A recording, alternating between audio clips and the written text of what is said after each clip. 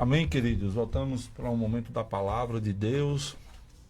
Você que está conectado aí com a gente, sintonizado na rádio Melodia Conquista 87,9 aí, 16 horas e 31 minutos. Vamos para o momento da palavra, né? E a gente vai compartilhar o texto de Apocalipse, capítulo 2, versículos de 1 a 7. Apocalipse, capítulo 2, versos de 1 a 7, né? Uma coisa tão necessária para a igreja, a gente muitas vezes esquece disso, né? O amor, né? É o grande mandamento da Bíblia, a gente amar, né? O apóstolo Paulo fala sobre isso, né?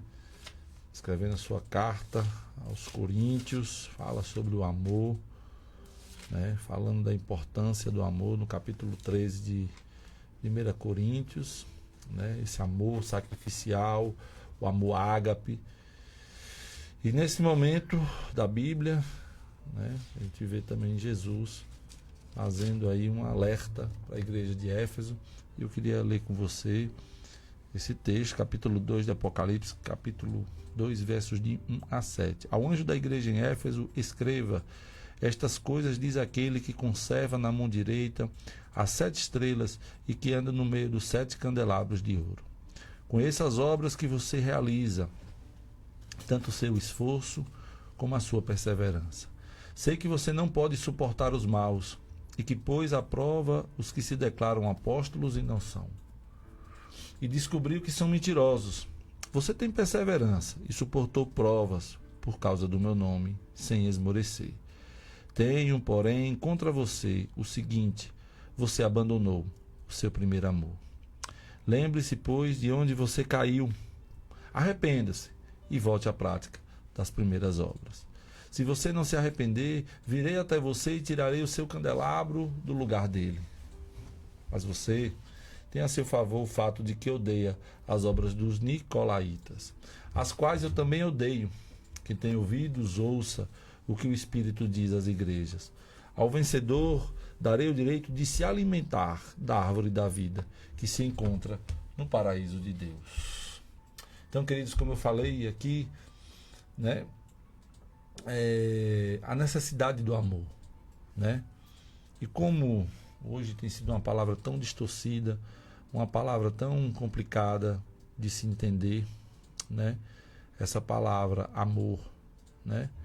Amor é isso. Amor, o amor que a Bíblia fala, o amor ágape, o amor sacrificial, né? O amor que, né, que realmente está disposto a sacrificar alguma coisa pelo outro, né? E nesse momento a gente vê um alerta de Jesus à igreja de Éfeso, né? Você abandonou o seu primeiro amor, né? O livro de Apocalipse é essa revelação de Jesus Cristo dada ao apóstolo João na ilha de Patmos. Aqui nos capítulos 2 e 3, Cristo envia cartas às 7 igrejas da Ásia Menor. E a primeira carta é essa daí, Éfeso. Éfeso era a maior, mais rica e mais importante cidade da Ásia Menor. Era chamada naquela época a feira das vaidades do mundo antigo. Em Éfeso ficava o mais importante porto da Ásia Menor. Para todos os que desejavam viajar para algum lugar da Ásia, Éfeso era entrada obrigatória. Éfeso não era apenas a capital da Ásia, mas também uma das cidades mais influentes do mundo. Era também uma cidade com muito misticismo, idolatria, imoralidade, né? Éfeso era uma cidade imoral, cidade mística, cheia de superstição e também um dos centros do culto ao imperador. A igreja de Éfeso se tornou a igreja mais importante do primeiro século, depois da igreja de Jerusalém de Antioquia da Síria. Paulo visitou a cidade de Éfeso no final da segunda viagem missionária. Em sua terceira viagem, permaneceu em Éfeso por 3 anos. Houve alguns sinais de avivamento na cidade de Éfeso. As pessoas, ao ouvirem o evangelho, vinham denunciando publicamente as suas obras. As pessoas que se convertiam rompiam totalmente com o ocultismo, queimando seus livros mágicos. O evangelho se espalhou dali por toda a Ásia Menor. Está escrito em Atos 19, 1 a 20. E Paulo escreve a carta aos Efésios, agradecendo a Deus o profundo amor que havia na igreja. Agora, depois de 40 anos, queridos, Jesus envia uma carta à segunda geração de crentes, mostrando aqui que a igreja permanecia fiel aos ensinamentos de Paulo, dos apóstolos, vivia na doutrina, mas havia um problema. Eles esfriaram em seu primeiro amor. A igreja de Éfeso, uma igreja ativa, uma igreja zelosa, mas havia perdido, queridos, algo essencial, o primeiro amor. E essa passagem, ela nos desafia a refletir. Será que, como cristãos, também temos perdido o nosso fervor espiritual? Qual é a mensagem de Jesus, o noivo da igreja, para a sua noiva? A primeira coisa é que Jesus se apresenta à sua igreja para lhe dar segurança. Veja o que diz o verso 1. Ao anjo da igreja em Éfeso, escreva. Quem é esse anjo? Alguns intérpretes pensam que são seres celestiais enviados como mensageiros de Deus. Outros creem que sejam guardiões, anjos guardiães, um para cada congregação. A interpretação mais consistente, bíblica e historicamente, entretanto, é que o anjo aqui deve ser entendido como o pastor da igreja. E Jesus se apresenta como aquele que está presente em ação no meio da sua igreja. Porque diz aí, olha, estas coisas diz aquele que conserva na mão direita as 7 estrelas e que anda no meio dos 7 candelabros de ouro. O que importa, queridos, para a nossa vida, para a igreja de Cristo, é a presença manifesta do Cristo vivo no meio da igreja. Essa é a maior necessidade da igreja contemporânea. Em nossa teologia, perdemos o impacto da presença real de Cristo entre nós. Temos a ideia de Cristo no céu, no trono, reinando à destra do Pai. Mas não temos mais a visão clara de que Ele está no meio da congregação, do culto. A gente sai de casa, muitas vezes, sem essa expectativa. A gente vai para o culto como se fosse algo mecânico. Não temos mais essa reverência, não temos mais esse pensamento, esse sentimento de que Jesus está ali, Jesus está presente no meio da congregação. Porque perdemos o impacto da presença de Cristo nos nossos louvores, na nossa adoração, na nossa reunião, nos nossos encontros. Perdemos o senso da glória do Cristo presente entre nós. Mas o texto diz que o noivo não só está presente, ele também está segurando a sua igreja em suas onipotentes mãos.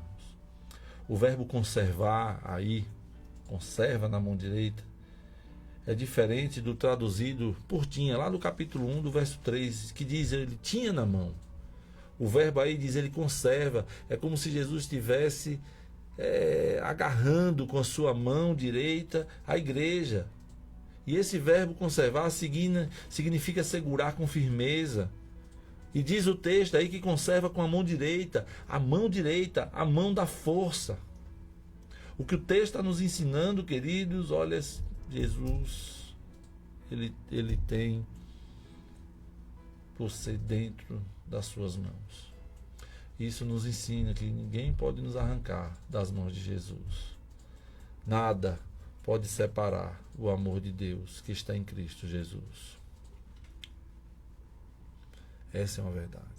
Mas o texto também nos diz que o noivo está sondando a sua igreja. Porque diz aí no verso 2, logo no início, conheço as obras que você realiza.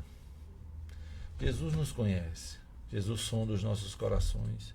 Ele anda no meio da igreja para encorajá-la, repreendê-la e chamá-la ao arrependimento.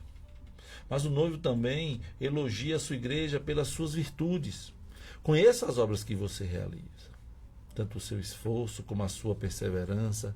Sei que você não pode suportar os maus e que pôs à prova os que se declaram apóstolos e não são, e descobriu que são mentirosos, você tem perseverança e suportou provas por causa do meu nome, sem esmorecer.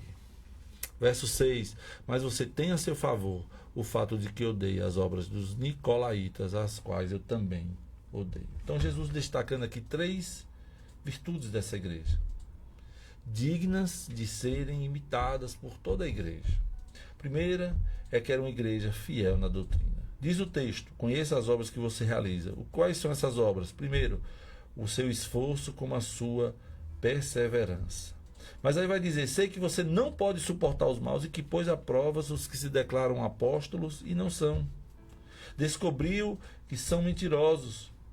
Essa igreja, mesmo cercada por perseguição e mesmo atacada por constantes heresias, essa igreja permaneceu firme na palavra, contra todas as ondas e novidades que surgiram. E como isso precisa ser falado hoje, nos dias atuais.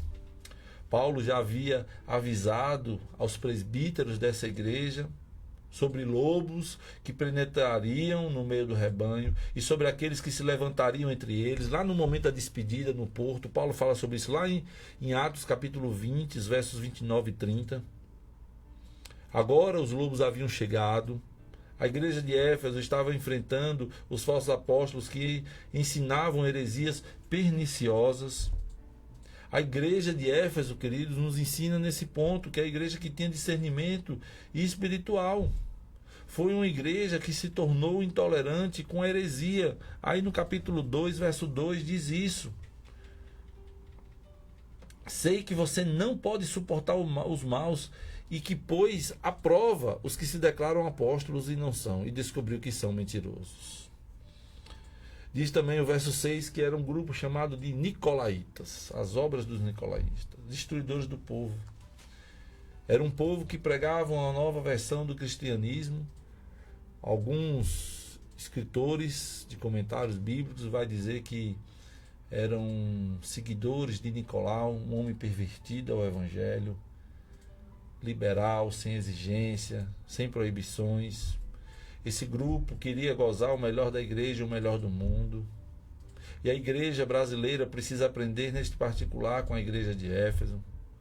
Hoje as pessoas buscam experiências e não a verdade. Não querem mais pensar, querem sentir. Elas não querem doutrina, querem as novidades, as revelações, os sonhos e as visões.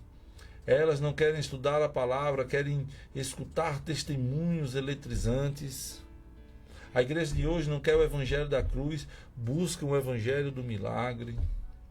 Não querem Deus, querem as bênçãos de Deus. Mas outro ponto, a igreja de Éfeso era envolvida com a obra de Deus. Porque diz o verso 2, conheça as obras que você realiza, o seu esforço como a sua perseverança. Não era uma igreja de teoria, era uma igreja que agia. A palavra grega para a obra é kopos, que descreve um trabalho que nos faz suar, trabalho duro. Havia um labor, trabalho intenso. Os crentes dessa igreja eram engajados e não meramente espectadores. A congregação se envolvia, não era apenas um auditório. A igreja não vivia apenas intramuros, não se deleitava apenas em si mesmo. Por meio dessa igreja, queridos, o evangelho se espalhou por toda a Ásia Menor. Será que Jesus pode dizer o mesmo a nosso respeito? Né? Que temos nos esforçado, que somos perseverantes. Será que temos sido uma igreja operosa? Você como igreja, como povo de Deus, você tem sido um ramo frutífero da videira verdadeira? Você, querido ouvinte, tem sido um membro dinâmico do corpo de Cristo? Essas são perguntas que precisam ser respondidas com sinceridade, sabe? Precisamos verdadeiramente analisar a nossa vida, né? Olhando para essa igreja, olhando para esse trabalho, nós precisamos colocar a nossa vida diante de Jesus. Mas a igreja de Éfeso era perseverante nas tribulações. Porque diz aí o verso 3, você tem perseverança e suportou provas por causa do meu nome, sem esmorecer. Sabe o que acontecia aqui, queridos? Ser crente em Éfeso não era popular. Por quê? Lá ficava um dos maiores centros do culto ao imperador, e muitos crentes estavam sendo perseguidos e até mortos por não se dobrarem diante de César. Outros estavam sendo perseguidos por não adorar a grande Diana dos Efésios. Outros estavam sendo seduzidos a cair nos falsos ensinos dos falsos apóstolos. Mas os crentes estavam prontos a enfrentar todas as provas por causa do nome de Jesus. Diz o texto que eles não esmoreciam. Aí no verso 3 diz, sem esmorecer. E eu pergunto para você, permanecemos fiéis quando somos perseguidos e provados e seduzidos? Hoje, muitos crentes querem a coroa sem a cruz. Querem a riqueza sem o trabalho. Querem a salvação sem a conversão. Querem as bênçãos de Deus sem o Deus das bênçãos. A igreja contemporânea está perdendo a capacidade de sofrer pelo Evangelho. A pergunta que eu faço a você, querido ouvinte, será que hoje a gente receberia esses elogios de Jesus? Que somos esforçados, que somos perseverantes, que não podemos suportar o mal, né? Que suportamos provas por causa do nome de Jesus sem esmorecer. Será que hoje receberíamos esses elogios de Jesus? Mas diante dessa igreja, né, que é maravilhosa, né, porque é uma igreja perseverante, esforçada, uma igreja que trabalhava, que não suportava o mal, que perseverava provas pelo nome de Jesus, não esmorecia. Mas Jesus fala uma coisa contra ela. Jesus repreende a sua noiva pelo esfriamento do seu amor. Diz o verso 4. Tenho, porém, contra você o seguinte: você abandonou o seu primeiro amor. A ortodoxia da igreja de Éfeso era deficiente num ponto. Talvez, queridos, a defesa da verdade levou essa igreja a perder a piedade. Os convertidos de Éfeso tinham experimentado este amor nos primeiros anos de sua nova existência. Com certeza viveram, queridos, quando a gente fala desse primeiro amor, parece que eles, né, isso trazendo também para a nossa vida, é quando a gente vivia aquela lua de mel com Jesus, sabe? Daquele amor, daquela entrega, daquela paixão, como os apaixonados vivem no começo da sua caminhada. Mas a luta contra os falsos mestres e seu ódio por ensinos heréticos parece que trouxeram endurecimento aos sentimentos e atitudes rudes, a tal ponto que levaram ao esquecimento da virtude cristã suprema, que é o amor. A gente precisa entender, em nome de Jesus, que pureza de doutrina e lealdade não podem nunca ser substitutos para o amor. Abandonamos o nosso primeiro amor quando substituímos o amor a Jesus pela ortodoxia e trabalho. A luta pela ortodoxia, o intenso trabalho e as perseguições levaram a igreja de Éfeso à aridez. Uma esposa, ela pode ser fiel a seu marido sem amá-lo com toda a sua devoção. Uma esposa pode cumprir os seus deveres, mas não motivada por um profundo amor. Assim era a igreja de Éfeso. A igreja é a noiva de Cristo. O amor é a marca do discípulo verdadeiro. Está lá em João 13, 34, 35. Sem amor, nosso conhecimento, nossos dons e nossa própria ortodoxia não tem nenhum valor. Odiar o erro e o mal não é o mesmo que amar a Cristo. Mas também abandonamos o nosso primeiro amor quando o nosso amor por Jesus é substituído pelo zelo religioso. Muitas vezes defendemos nossa teologia, nossa fé, nossas convicções. Estamos prontos a sofrer e morrer por essas convicções, sim ou não? Mas não nos deleitamos mais em Deus. Não nos afeiçoamos mais a Jesus. Já não sentimos mais saudades de estar com Ele. Os fariseus eram zelosos das coisas de Deus. Observavam com rigor todos os ritos sagrados, mas o coração estava seco, como um deserto. Eram crentes fiéis, mas sem amor. Crentes que conhecem a Bíblia, de Gênesis a Apocalipse, mas perderam o encanto por Jesus.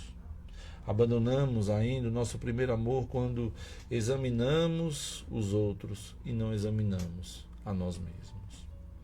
A igreja de Éfeso examinava os outros e era capaz até de identificar os falsos ensinos, mas não era capaz de examinar a si mesmo. Identifica a heresia nos outros, mas não a sua própria apatia espiritual. A igreja de Éfeso estava tão ocupada com a separação do mundo que se esqueceu da adoração. Como está a sua paixão por Cristo? Você ainda ora com fervor? Você é um crente que ainda lê a palavra com sede? Ou nossa fé se tornou mecânica? São perguntas que precisam ser avaliadas nesta tarde. Mas Jesus oferece à sua igreja a chance de um recomeço. Diz aí os versos 5 e 7. Lembre-se, pois, de onde você caiu. Arrependa-se e volte à prática das primeiras obras. Se você não se arrepender, virei até você e tirarei o seu candelabro do lugar dele. Quem tem ouvidos, ouça o que o Espírito diz às igrejas. Ao vencedor, darei o direito de se alimentar da árvore da vida, que se encontra no paraíso de Deus. Jesus foi enfático à igreja. Lembra-te, pois, de onde caíste. O que Jesus está dizendo a esse povo é que o passado precisa novamente se tornar um presente vivo. Não basta saber, queridos, que é preciso se arrepender. Precisamos nos perguntar para onde precisamos retornar. Para o ponto do qual nos desviamos. A igreja, aqui, e você também, não está sendo chamada a relembrar o seu pecado. Não está sendo dito, lembra em que situação caíste, mas de onde caíste. Lembra do filho pródigo, o que está escrito, caindo em si. O filho pródigo começou o seu caminho de restauração quando se lembrou da casa do pai. Ele nunca devia ter saído da casa do pai, da comunhão com Deus, da intimidade com Deus. Mas em seguida Jesus diz, arrepende-te. E arrependimento, queridos, não é emoção. Arrependimento é decisão, é atitude. Não precisa existir choro, basta decisão. Eu me lembro do filho pródigo. Ele não só se lembrou da casa do pai, porque lembrança sem arrependimento é remorso, e essa foi a diferença entre Pedro e Judas. Pedro realmente se lembrou, se arrependeu, mudou de vida, tomou uma decisão de mudar, de continuar, de servir. Judas não. Lembrou, teve remorso, devolveu o dinheiro, mas não teve mudança de vida. Por isso, arrepender-se é mudar a mente, é mudar a direção, é voltar-se para Deus. O arrependimento, queridos, tem 3 aspectos. É você reconhecer que errou, você sentir tristeza pelo fato de ter errado e você dar meia volta e tomar outro caminho, de volta para a casa do Pai, voltar para a presença de Deus e recomeçar a caminhada. O que está fazendo o seu coração esfriar? Deixe isso e arrependa. Finalmente, Jesus disse, volte à prática das primeiras obras. Que prática das primeiras obras são essas?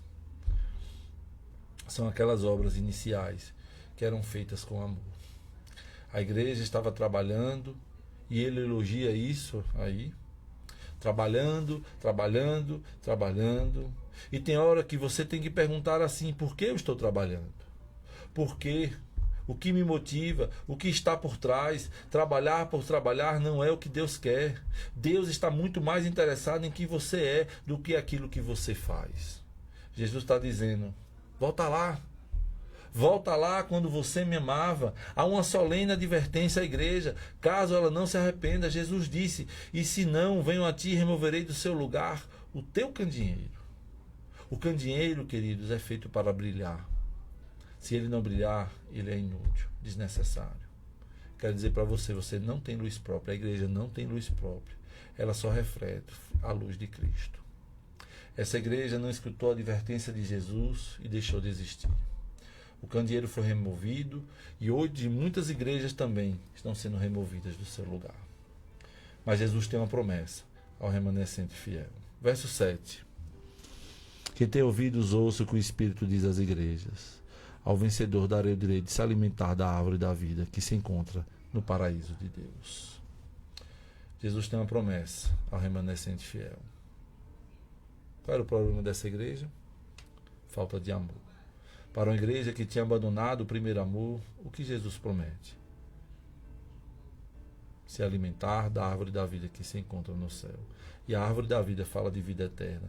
Vida eterna é conhecer a Deus. E Deus é amor. Para uma igreja que tinha perdido o amor, Deus está dizendo, eu tenho um amor eterno para você. Você vai desfrutar desse amor no paraíso e para sempre. Queridos, a recompensa do amor é mais amor na perfeita comunhão do céu. Que você, nesta tarde, tenha ouvidos para ouvir a voz do Espírito. Hoje Deus está convidando você a refletir. Será que amamos Jesus como no início da nossa fé?